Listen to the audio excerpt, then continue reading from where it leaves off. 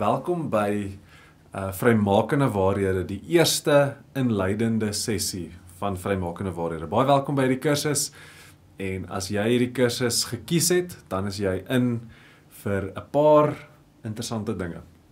So ek wil begin deur om vir julle gou te verduidelik, wat is die funksie van hierdie kursus, hoekom doen ons hierdie kursus, waar val hierdie kursus in die hele kerkgemeenskap in, en wat is belangrik vir jou om te weet van hierdie kursus. Alright, so die eerste rede hoekom ons hierdie kursus het en hoekom ons hom aanbied hier by Lewende Woord Centurion is omdat ons graag 'n fondasie in die waarheid vir jou wil hê. Ons wil 'n fondasie vir jou lê in wat jy glo. So dis belangrik vir ons om deur hierdie hele kursus te gaan deur om te kyk na wat glo ons oor Jesus, wat glo ons oor God die Vader, wat glo ons oor sekere dinge soos familie en gesinne en 'n huwelik en al daai goeters wat saam met dit gaan in hierdie kursus. So ons wil 'n fondasie vir jou lê in die waarheid, in wat jy glo, en ons wil ook vir jou 'n fondasie lê oor wat die woord sê oor hierdie goed wat ons glo. So wees gereed vir die waarheid, vir jou geloof om beïnvloed te word en vir die woord om gelê te word as 'n fondasie in jou lewe. Die tweede rede, daai was die eerste rede om 'n fondasie te lê. Die tweede rede is om mense vry te maak van bindings, geestelike bindings, vir sekere geloofspatrone of goeders wat jy glo, wat jou bind, en om jou vry te maak van leuns, van die leuns van die duiwel. So, die wêreld is vol leuns, en die duiwel is die grootste leenaar en die beste leenaar, en ons wil waarheid vir jou gee, sodat jy kan vrykom van dit. So die tweede rede, hoekom ons hierdie kursus doen, is ons wil jou vry maak. Ons wil vir jou die waarheid gee, wat jou gaan vry maak. Die derde rede, hoekom ons hierdie kursus doen, is ons wil graag jou oplei vir bediening. Ons is 'n gemeente wat glo dat jy moet betrokke wees in bediening, aktief wees in bediening, en weet hoe om sekere bedieningsaktiwiteite te kan fasiliteer en lei, en uit te stap in jou eie geloof en jou eie bediening wat die Here vir jou het en die plan wat hy vir jou het. Dan wil ons jou ook bring op 'n pad van heiligmaking. Die Here red ons, maar dis baie duidelik in Romeine 6, vra die Romeine vir Paulus, of Paulus vra 'n retoriese vraag in vers 1, en hy vra, of die mense het hierdie vraag, en hulle vra hom, moet ons nou aanhou in ons sonde, dat ons die volle effek van die genade kan hê? En Paulus sê toe, nee, jy is uit daai posisie van sonde uitgered, sodat jy ten volle in die vernuwing van jou lewe en die vernuwing wat die Here vir jou gee, kan stap. Hoekom keer jy terug na die sonde toe waaruit jy gered is? So, ons wil jou sit op 'n pad van heiligmaking. Die laaste rede wat ek vir jou wil gee oor hierdie kursus, is die feit dat ons herders by Lewende Woord Centurion wil graag 'n kontakpunt hê met jou as gemeentelid. So, dis 'n geleentheid vir julle om direk met ons tyd te spandeer en te hoor wat is op ons harte, en ons het hierdie kursus saamgestel, juis om ons harte ook, en wat die Here op ons harte lê as herders vir hierdie gemeente, om dit te kan deel met elke een van julle. Okay, so wat ek nou wil doen is, ek wil graag vir jou, in een van die dokumente, die eerste sessie se dokument, wil ek graag vir jou net 'n deel lees wat ek geskryf het, en jy gaan hierdie deel wat ek geskryf het, jy weet, die papiere, die inhoud van hierdie kursus gaan jy kan lees ook. So, ek gaan gou vir jou deel lees daaruit. Ek gaan vir jou lees uit Lukas 4 vers 18 uit, en dan bietjie vir jou verduidelik hoe werk hierdie kursus se bewegings. Ons het so 3 bewegings in hierdie kursus. Kom ek lees dit vir jou. In Lukas 4 vers 18 sê dit, die Gees van die Here is op my, omdat hy my gesalf het om die evangelie aan die armes te verkondig. Hy het my gestuur om die gebrokenes van hart te genees, om verlossing aan die gevangenes te verkondig en aan die blindes herstel van sig, om die wat gebroke is in vryheid te laat.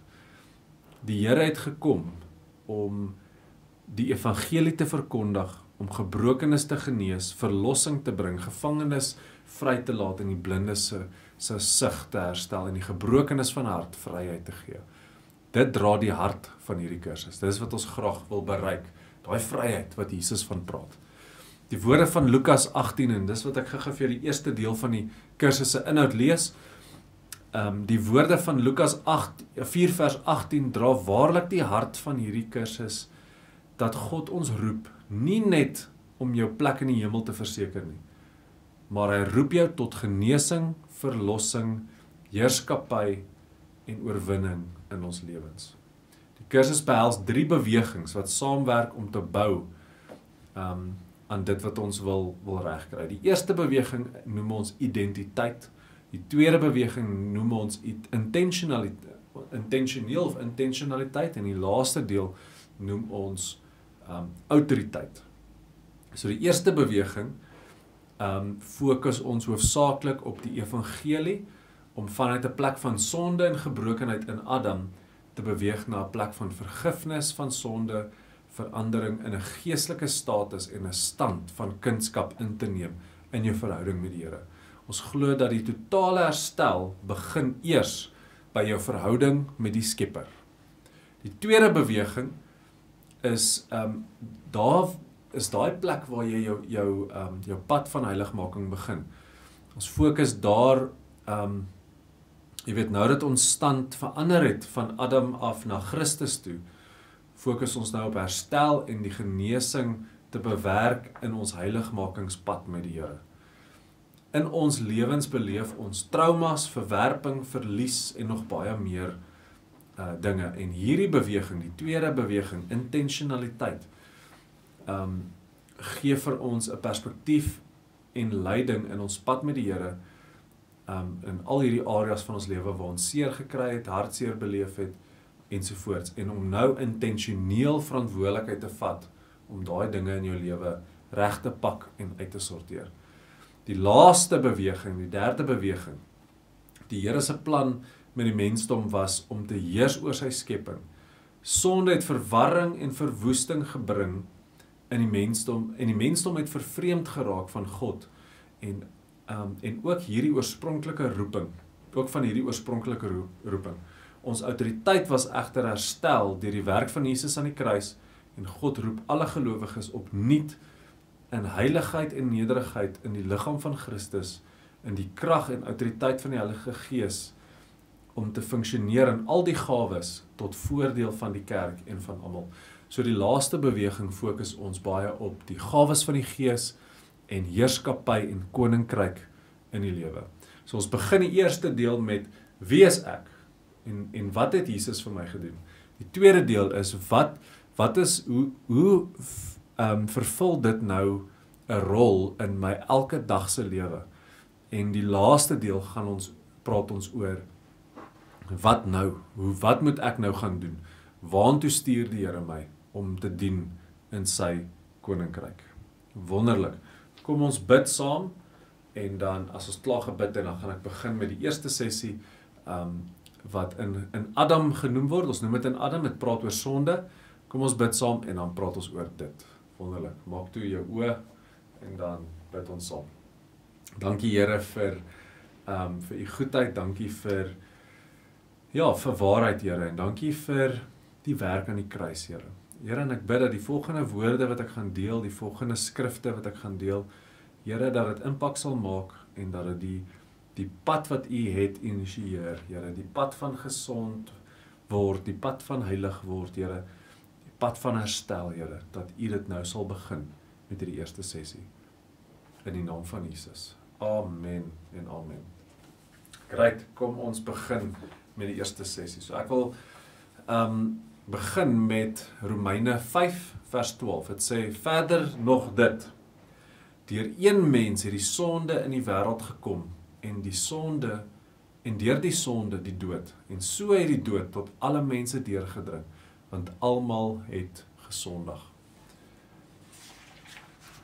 mense om te gesels oor sonde en jy weet, sonde is 'n realiteit in elkeen van ons se lewe en ek wil dit graag vir julle verduidelik deur om terug te gaan na waar alles begin het. So as jy 'n Bybel by jou het, wil ek hê jy moet blaai na Genesis hoofstuk 1 vers 1.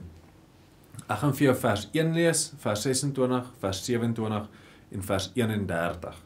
En dan gaan ek vir jou gou verduidelik wat daai skrifte vir ons impliseer en beteken. So in Genesis 1 vers 1 sê dit: In die begin het God die hemel en die aarde geskep. Vers 26.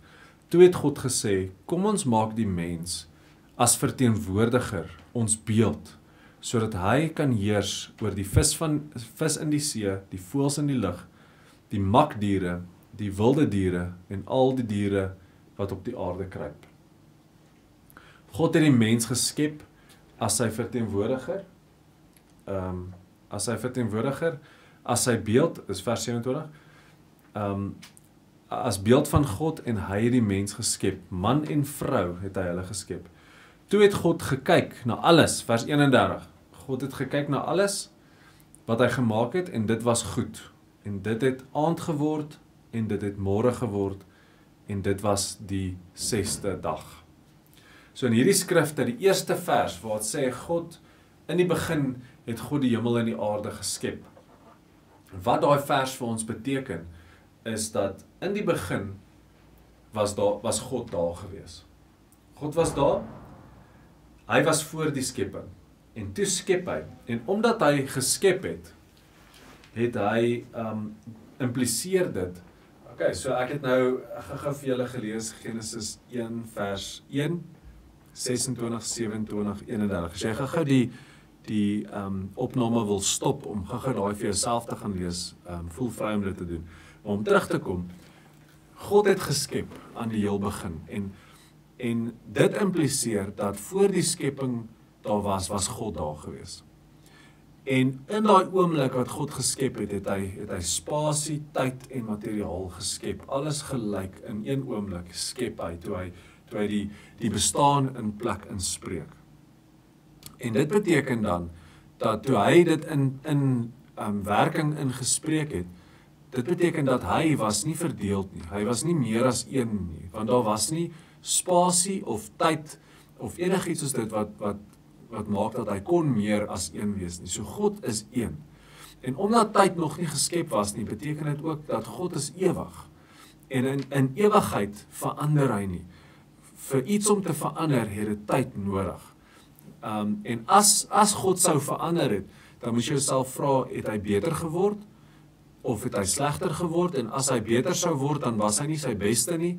En potensieel kan dit implementeer of impliseer dat hy nie God is nie, want God is sy beste, altyd. Voor die skepping was hy een, die beste, en hy verander nie, hy is onveranderlik. Dit beteken dat sy plan vir jou, sy plan vir die skepping, het nog nooit verander nie. Sy karakter het nog nooit verander nie. En dit is alles wat geïmpliseer word, as ons dink aan, God was daar, voor enigiets daar was. En hy was daar, hy verander nie. Die ander waarheid is ook, dat omdat hy geskep het, alles wat hy geskep het, behoort dan aan hom. So hoe ons omgewing benader, is gewortel in wat ons glo oor ons omgewing. En as ons glo dit is geskep en dit behoort aan God, dan moet dit 'n impak hê op hoe ons omgewing bestuur en hoe ons na ons omgewing kyk. So God, toe hy geskep het, het hy bepaal hoe dit lyk, hy het bepaal hoe dit moet werk. So God weet hoe goeders moet werk. Hy was ook, dit impliseer ook dat hy almagtig is, want om hierdie kolossale heelal te kan skep, is 'n groot werk wat baie krag nodig het. So God het hierdie heelal geskep, en hy het dit uit sy almag uitgedoen. Uit sy almag uitgedoen. En God, omdat hy elke liewe ding geskep het, uit sy gedagtes uit, beteken dit ook dat hy is alwetend. En alwetend beteken dat hy weet alles wat is, alles wat kon wees, alles wat was, alles wat kon gewees het, alles wat kom en wat regtig gaan gebeur en alles wat kon gaan gebeur het in die toekoms. En hy weet dit konstant.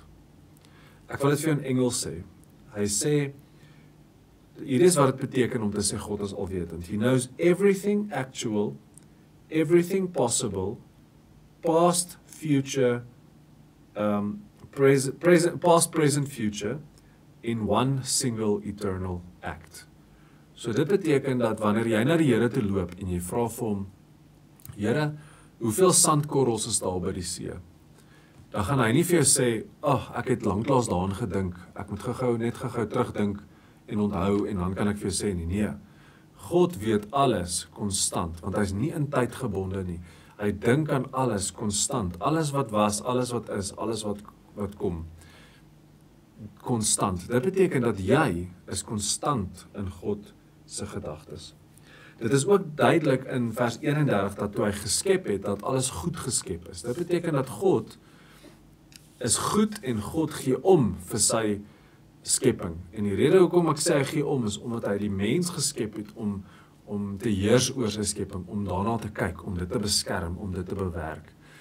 God skep die mens, want hy gee om vir sy skepping. Hy skep toe die man en die vrou, en hy skep hulle gelyk in sy beeld. Dit impliseer, daar is die waarde van 'n man en 'n vrou is gelyk. En ook dat God die mens anders geskep het as diere. Jy weet, in baie ongelowige kringe, waar ateïste baie keer is hulle glo dat sekere mense het evolve met evolusie, en dat sekere diere is meer evolved as ander diere, en sekere ook sodoende kan hulle ook sê dat sekere mense is meer evolved as ander mense. En dit is nie wat ons sien in die skrif nie. Die skrif sê dat hy het mens gemaak anders as diere. Mense is nie diere nie. En ons moet mense hanteer soos mense en nie soos diere nie. God het ook vir die mens geeste gegee. Dit beteken hy het vir hulle die vermoë gegee om hom te aanbid, en om die vermoë om te redeneer, en die vermoë om verhouding te hê met die Here. Hy het vir hulle gees en 'n siel gegee. En daai eienskappe om te redeneer, om te aanbid en om verhouding, 'n liefdesverhouding te hê, is goeders wat diere nie die funksie het om te kan doen nie. Ja, en God het toe in die tuin van Eden gestap met die mens in perfekte verhouding met die mens. Nou ek wil nou gaan na die tweede deel toe in die skrif. Dit is Genesis 2 vers 5 en vers 16, 17 en 18. So laat ek dit vir julle lees. Vers 5, ek begin sommer met die vers net so. Was daar nog nie enige struike op die aarde nie, en het ook nog nie enige groenigheid opgeskiet nie, want die Here God het dit nog nie op die aarde laat reën nie.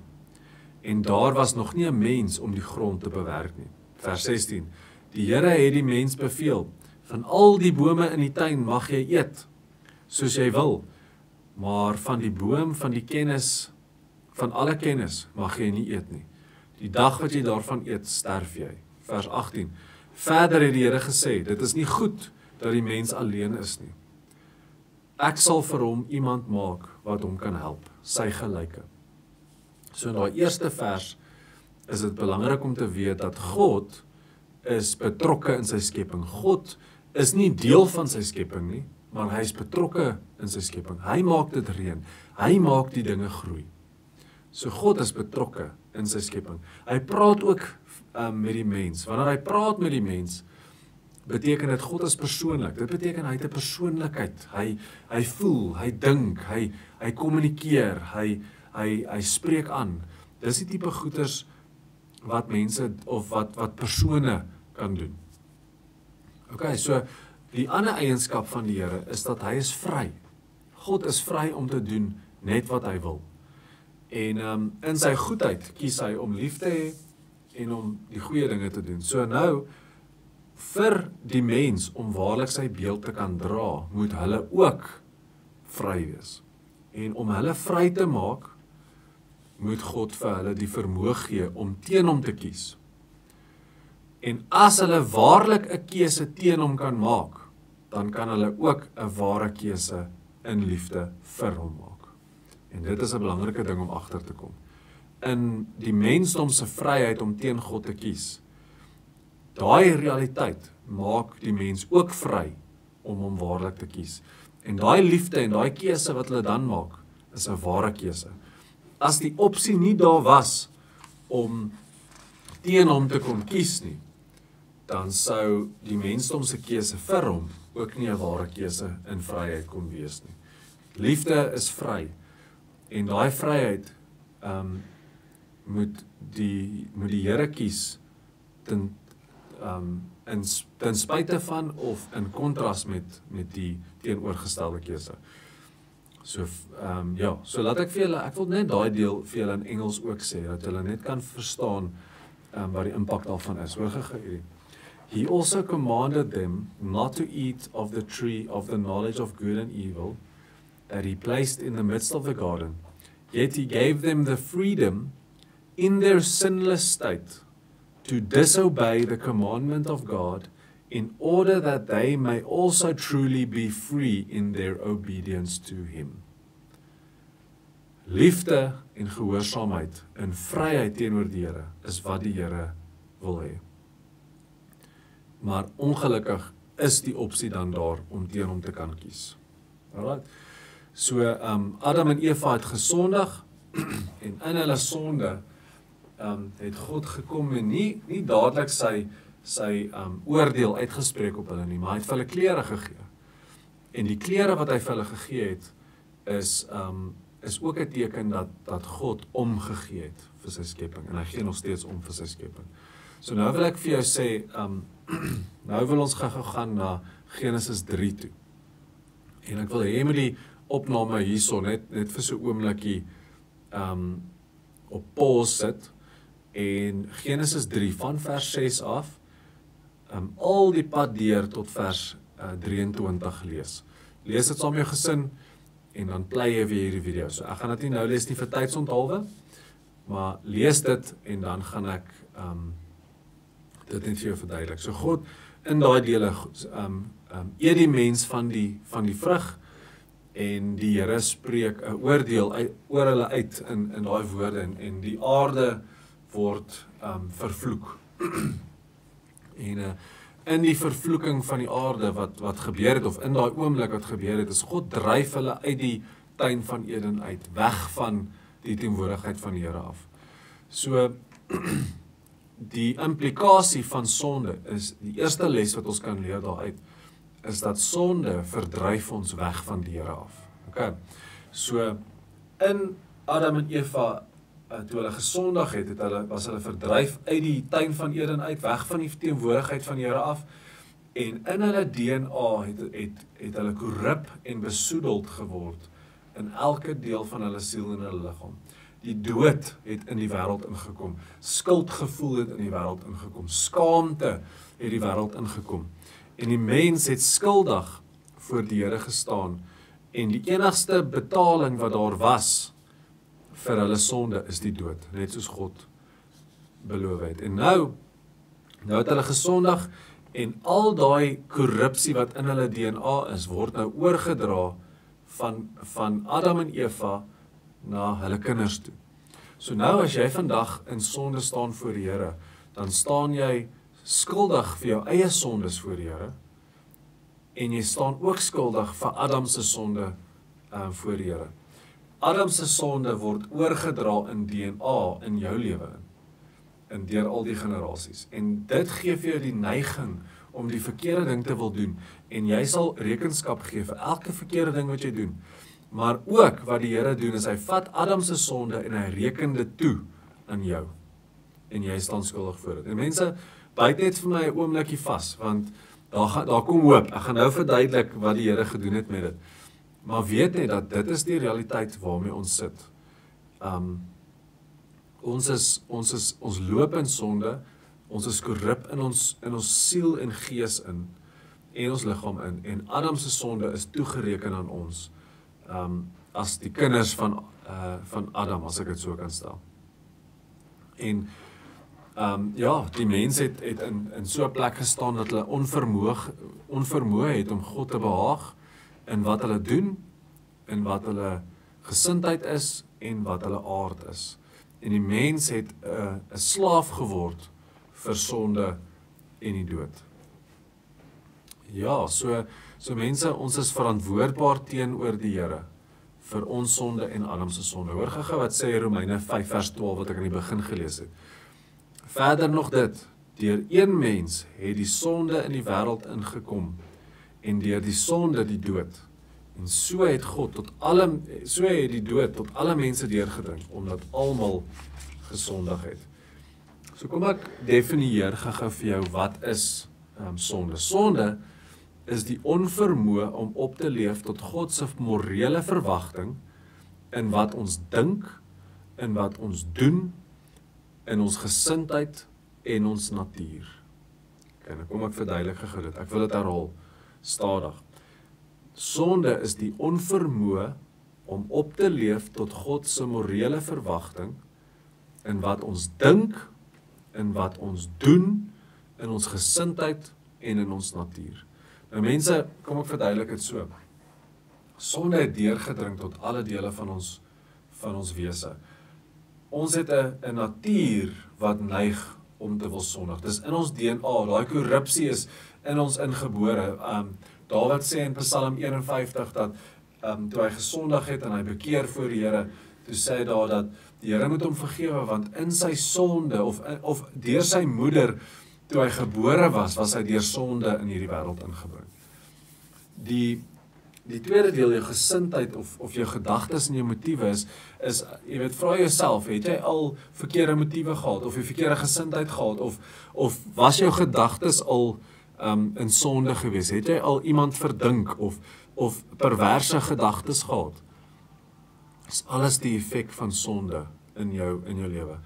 Die sonde affekteer ons gedrag ook. Dink gou, vra jouself, wat het jy al gedoen wat jy geweet het jy moes dit nie doen nie? En hoeveel keer het jy al probeer om die regte ding te doen, maar opgeëindig om die verkeerde ding te doen? Daai gedagtes, daai gedrag, daai motiewe, stam alles uit daai sondige natuur uit, daai DNA wat kom van Adam af, wat in elkeen van ons opgevang is. Die ander deel wat sonde ook affekteer is iets wat ek hou, of wat ek noem ons storie. Nou as jy dink aan jou lewensstorie, jou hele verlede, hoe jy groot geword het, hoe jy jou verhouding met jou pa, jou verhouding met jou ma, jou verhouding met jou broers en susters, jou verhouding met jou onderwysers, jou lewe in jou ouerhuis met geld. Al daai dinge het 'n effek wat ek wil noem op jou storie. En jou storie bepaal hoe jy jou wêreld sien vandag. As jy 'n slegte verhouding met jou pa gehad het, miskien sukkel jy om 'n gesonde verhouding met 'n pa te hê, of miskien as jou ouers 'n slegte huwelik gehad het, kan jy nie sien hoekom jy in 'n huwelik in moet stap nie. Maar jou storie bepaal hoe jy jou wêreld sien. So jy moet jouself vra, as jy nie weet wat die woord sê oor hoe 'n pa en seun verhouding moet lyk nie, of hoe 'n pa en dogter verhouding moet lyk nie, of hoe 'n gesinsstruktuur moet lyk nie, of hoe wat ware liefde is, of hoe 'n huwelik moet lyk, of selfs hoe seksualiteit moet funksioneer, as jy nie daai goed weet nie, dan of jy weet nie wat die skrif sê oor daai goed nie. Wie is jou leraar in daai dinge van die lewe? En dit is die mense om jou, wat jy gesien het, hoe jy groot geword het, wat jy beleef het, jou ervarings in die lewe. Al daai ervarings, jou hele storie, bepaal wat jou geloof is rondom pa, ma, huwelik, familie, vriende, liefde, seksualiteit, al daai tipe goeders. Jou storie bepaal hoe jy hierdie wêreld sien. En weet jy wat? God se storie moet bepaal hoe ons hierdie wêreld sien. God het 'n huwelik goed gemaak. Seksualiteit was God se idee. 'n Familiestruktuur het God in gedagte gehad toe hy Adam en Eva geskep het. Al die idees wat God vir ons gee in die woord is goed. En as ons dit nie ken nie, dan word ons oorheers deur ons eie ervarings en ons eie storie en nie die storie van die Here nie. Geen wonder, ons het soveel struikelblokke in die lewe met familielede, met ons eie persoonlike identiteit ensovoorts, ensovoorts, ensovoorts. Ons storie is nie die Here se storie nie. So, wat is die nagevolge van hierdie sonde in my lewe? En dan wil ek vir jou hoop gee. So, byt net vas, ek weet ek praat nou baie oor sonde, maar hierso kom vir jou hoop. So, daar's 4 goed wat gebeur, wat die nagevolge is van sonde in jou lewe. Die eerste ding wat sonde doen, is dit verdryf jou weg van die Skepper af, soos ons gesien het in Genesis 3.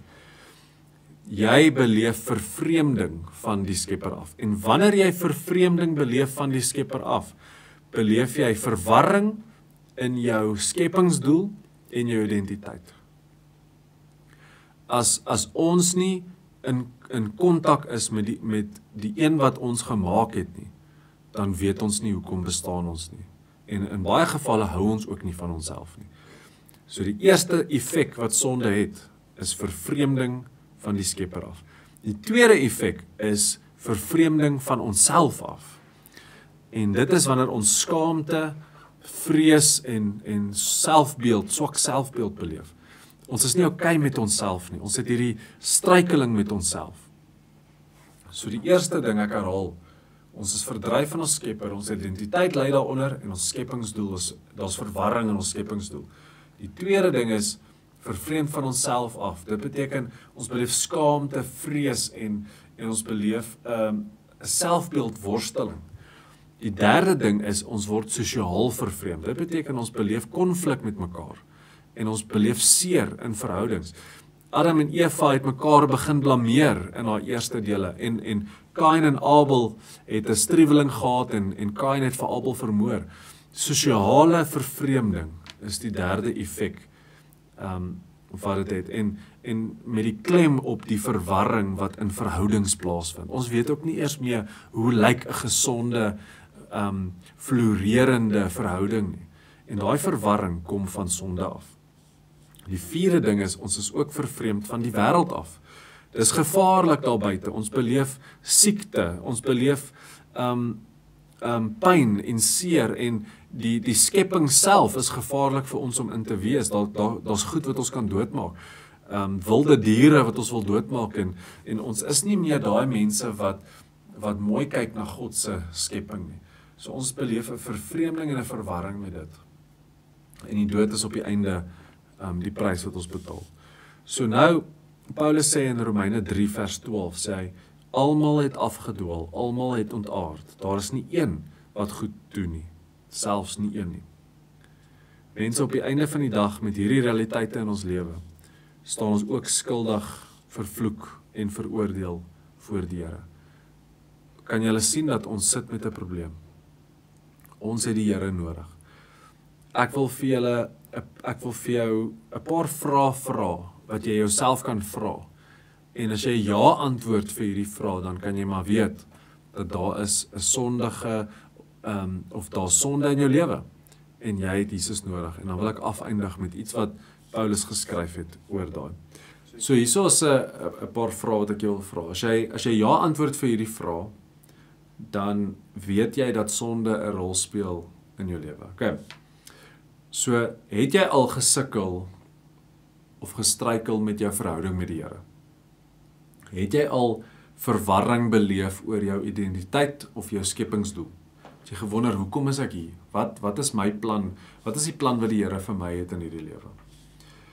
Het jy al vervreemding met jouself beleef in die vorm van jy hou nie van jouself nie, of jy het 'n swak selfbeeld, of jy voel skaam, of jy voel onseker, of jy voel vrees, of jy beleef selfbejammering,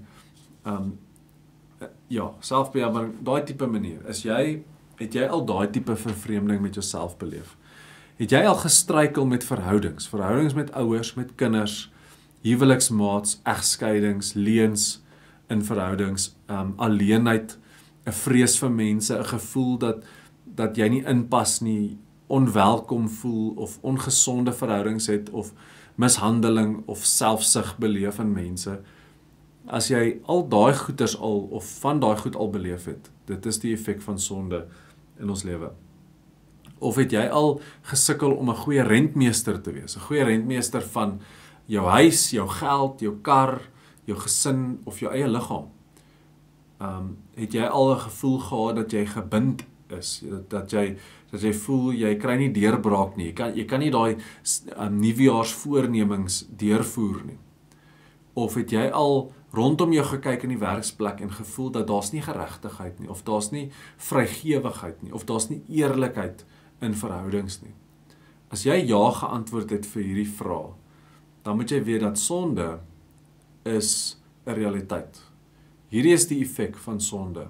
Hierdie sonde bring die gebrokenheid wat ons beleef in ons lewe in. Ons is vervreemd van ons Skepper, ons sukkel met ons verhouding met die Skepper. Ons het verwarring oor ons identiteit en ons het nodig dat Jesus kom en al daai goeders kom herstel. Ek wil vir jou afeindig met 'n bietjie hoop en in die volgende sessie gaan ons praat oor wat Jesus waarlik kom doen het in sy werk aan die kruis. En ek wil hierdie vers vir jou lees en nadat jy al hierdie goed geluister het, wil ek hê jy moet sterk fokus op hierdie vers. Ons kyk na die hoop. Ons kyk nie vas aan die sonde nie. Ons moet nie sonde bewus wees nie. Ons moet Christus bewus wees. Maar in hierdie sessie moet jy weet dat sonde is 'n realiteit. So hoor gou wat sê Titus 3 vers 3 tot 6. Dit sê hierdie: Vroeër was ons ook onverstandig, ongehoorsaam, op die verkeerde pad, verslaaf aan allerlei begeertes en singenot. Ons het ons lewe in kwaadwilligheid en jaloesie deurgebring. Ons was haatlik en het mekaar gehaat, maar toe het die goedheid van God ons verlosser in sy liefde vir die mensdom verskyn. Hy het ons verlos, nie op grond van iets wat ons vir ons vryspraak gedoen het nie, maar op grond van sy eie ontferming. Dit het hy gedoen deur die wedergeboorte wat die sonde afwas en deur die Heilige Gees 'n nuwe lewe gee. God het die Heilige Gees oorvloedig op ons uitgestort deur Jesus Christus, ons verlosser. Mense, ons moet uitroep na die Here. En wanneer ons uitroep na die Here, kom die Gees van die Here in ons in en hy bewerk wedergeboorte. Hy gee 'n nuwe lewe. Hy gee vir jou die krag om te heers oor sonde. Dat sonde nie jou lewe bepaal nie, maar Christus en jy jou lewe bepaal.